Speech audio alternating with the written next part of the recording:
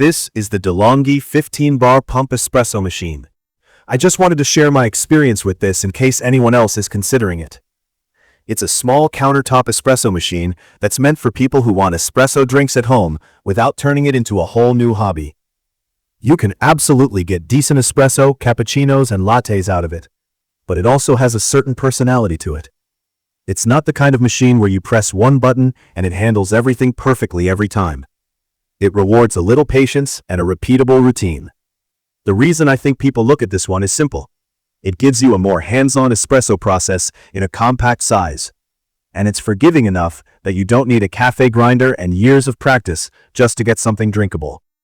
It uses a pressurized basket setup, so if you're using pre-ground coffee or your grinder isn't dialed in like a dedicated espresso grinder, it still manages to produce a shot with crema and decent body. That's also the trade-off though. If you're chasing super detailed flavors or trying to perfect latte art microfoam every morning, you'll hit its limits. On the counter, it doesn't take up much space. Mine is the black and stainless look, and in person, it's a mix of metal accents and plastic body panels. It feels sturdy enough for daily use, but it doesn't feel like a heavy cafe machine. The weight is just enough that it stays put most of the time. But there's a real moment where you notice it, when you're locking the portafilter into the group head. Early on, the gasket is tight and you have to use more force than you'd expect. I had to steady the machine with one hand on top and twist with the other, especially the first couple of weeks. It loosened up with use, and now it locks in with a firm turn. The layout is straightforward. There's a removable water tank in the back, a drip tray in front, and a steam wand on the side for milk.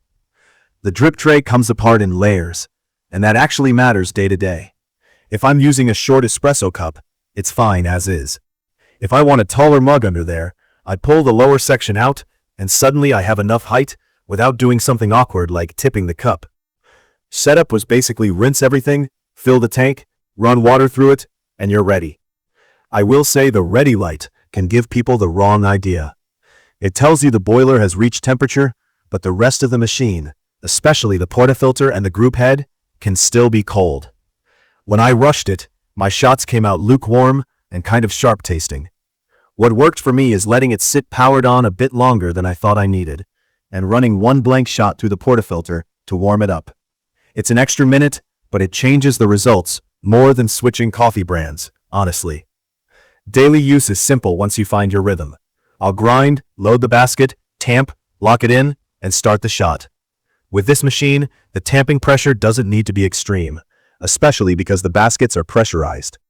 If I tamped too hard or went too fine on the grind, it would choke, either very slow drips or nothing at all, and you can hear the pump struggling. When that happened, I backed off on grind fineness and tamp pressure, and the machine became way more consistent.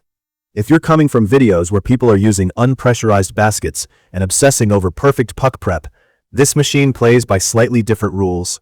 I've tested it with pre-ground espresso, with freshly ground beans from a mid-level grinder, and with darker roasts versus medium roasts.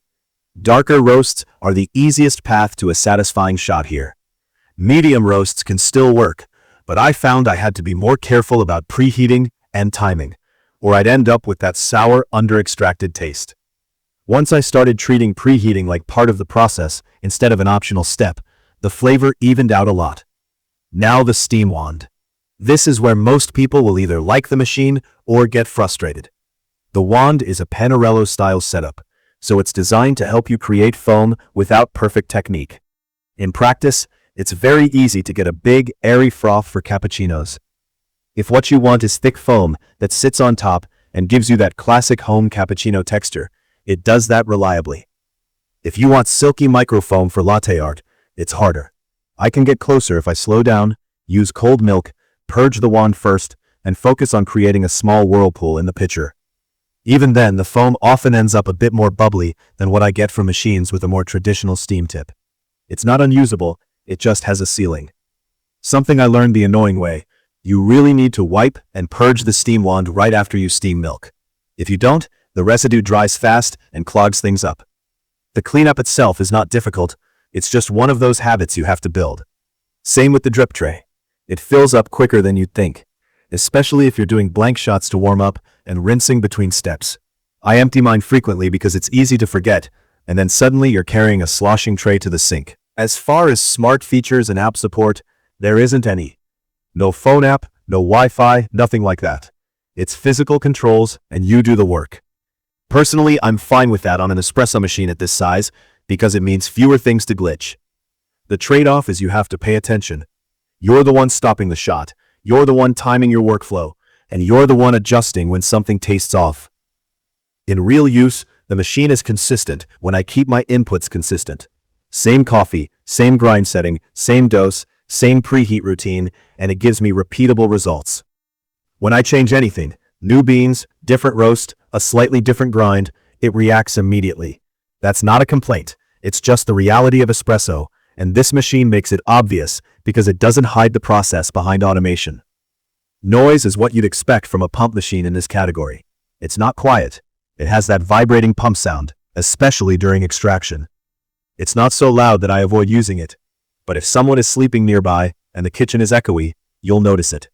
Long term, the biggest factor is maintenance. If you have hard water, scale buildup will catch up with you. I've had to descale on a regular schedule to keep the flow rate normal and to keep the machine heating and steaming the way it should. When it's overdue, I notice the shot speed changes and the steam feels weaker. After descaling, it goes back to normal. I also rinse the baskets and portafilter right away so old coffee oils don't build up and start affecting taste. So, here's how I'd describe who this is for after using it. If you want to make espresso drinks at home, you like a little hands-on routine, you mostly drink cappuccinos and lattes, and you don't want a huge machine taking over your counter, this fits.